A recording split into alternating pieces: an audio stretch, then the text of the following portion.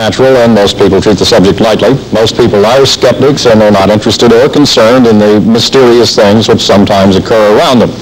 However, today we have the story of one family which says it was forced into becoming concerned. This modest two-story house is situated on a quiet street on Chicago's northwest side. To everybody else on the block, the house is like any other. But to the people who live here, it's haunted. Ed and Marcia Becker bought their home a year ago, and shortly after they moved in with their baby, they claim unusual occurrences began. Strange little things were happening. The telephone was coming off the hook, cabinet doors were closing, doors were opening, doors were closing, just strange things. One thing that really bothered me was if things were to fly, like my mixer flew off the wall and landed right at my feet. And it didn't fall, it actually flew. It bent my house keys, my garage key, the same key twice. I have a different lock for every lock in the house. And I actually bent it and moved it. One time it sit on top of the refrigerator, one time it sit in the kitchen sink. And this was at a time when my wife was on vacation, so there was nobody in the house but myself. The Beckers said they had to install a modern trip lever in their bathtub because the plug would mysteriously wrap itself around the faucet when they weren't looking. This past week, they said they were awakened by the sound of a woman crying. It came from the dining room, but there was no one in the house but themselves. I hated to think of what it was. I kind of put it out of my mind.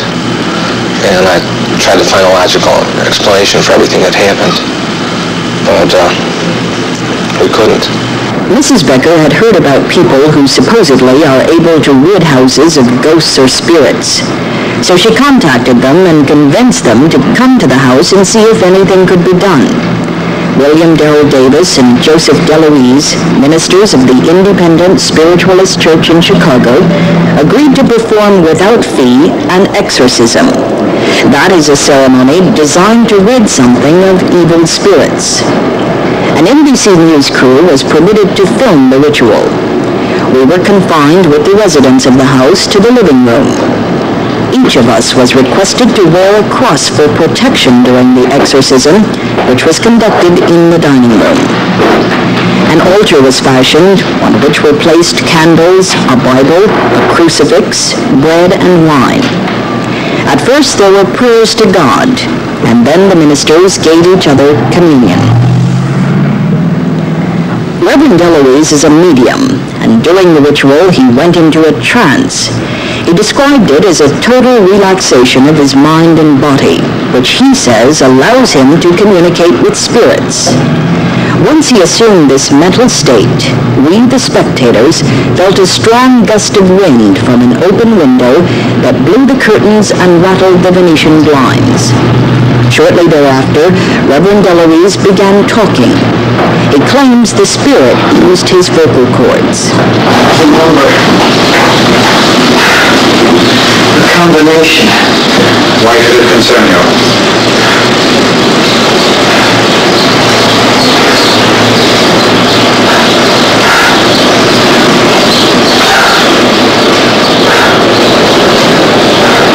Can you realize this? I can't figure it out. Why should you understand it? Is it important to you? It's important to me. Why have you stayed here? In Reverend DeLouise's hand was a cross in a mirror which he waved through the air.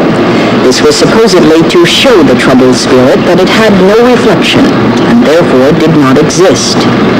Then he apparently came out of his trance and told Reverend Davis to offer the so-called spirit the bread and wine of communion. Then Reverend Davis issued what he called the warning. In so much as this house has been purified, let there be a warning. Or if the house is clean, and it is not replaced with that of soul and with love, then beware the danger 7 times the foe which are left shall return. For this moment there is love. This moment there is release, and that which bothers the individual will come from within himself, and not from that which was here.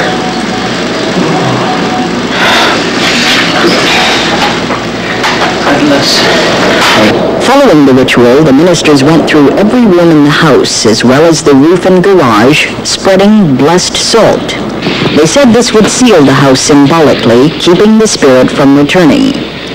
Reverend DeLouise said the spirit was an old woman who may have been gypped out of some money. DeLouise said she was worried about a number, possibly to a safety deposit box. The Beckers found the explanation plausible since they found out an old woman had died in the house before they bought it. It's been several days since the exorcism, and the Beckers report the house has been quiet. The phone remains on the receiver. The cabinet doors are still. The mixer stays securely on the wall. And there have been no mysterious footsteps in the back of the house. The exorcists say the ghost is gone. The Beckers hope they're right. Carole Simpson, NBC News. Now that's the NBC News.